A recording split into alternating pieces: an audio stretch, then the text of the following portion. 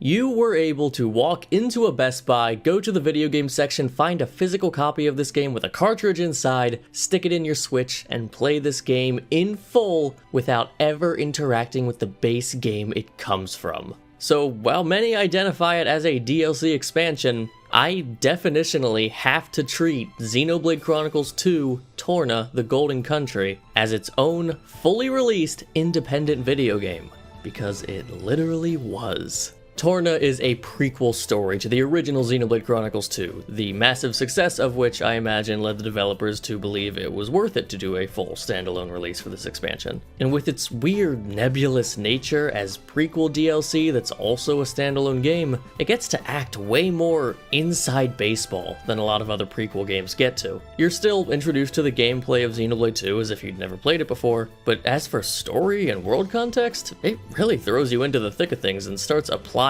compelling layers of information to what was given in Xenoblade 2. We seem to struggle a bit in the modern age with digesting a tragedy, which is interesting because so many of the most celebrated stories throughout history are tragedies, but I don't mind, I want to be happy too.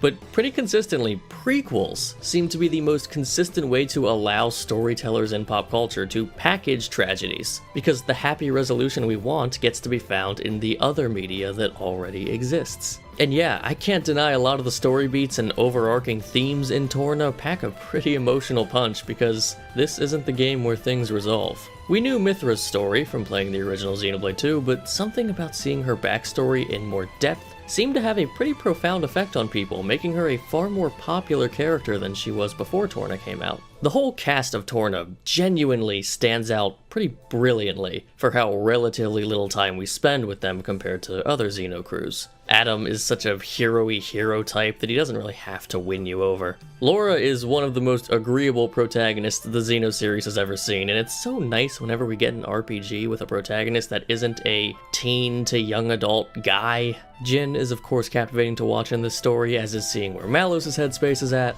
So many little opportunities to explore interesting ideas that wouldn't have really fit into the core story of Xenoblade 2. This idea of exploring beyond the bounds of the original game extends into the jazzier slant this soundtrack has. The list of new tracks isn't massive, but it's powerful. Battle Torna, Four-Limbed Titan, Kingdom of Torna, Our Paths May Never Cross, A Moment of Eternity are all among my most listened to Xenoblade tracks, and that's like half of the entire OST. The less intense music sets the tone greatly for experiencing this less developed all-rest. One of the greatest strengths of Torna being a smaller package is how it's able to manipulate the gameplay. RPGs are expected to have a degree of player agency in deciding how you want to play, how you want to build your characters, what characters you want to use, how much time you want to spend powering up certain aspects of your gameplay, but of course this can have the unfortunate side effect of players just not being able to figure out what they're doing, so they aren't able to position themselves in a way that will let them have fun and succeed in the game. But in Torna, you don't really have enough time to spend building out really specific teams to have fun with.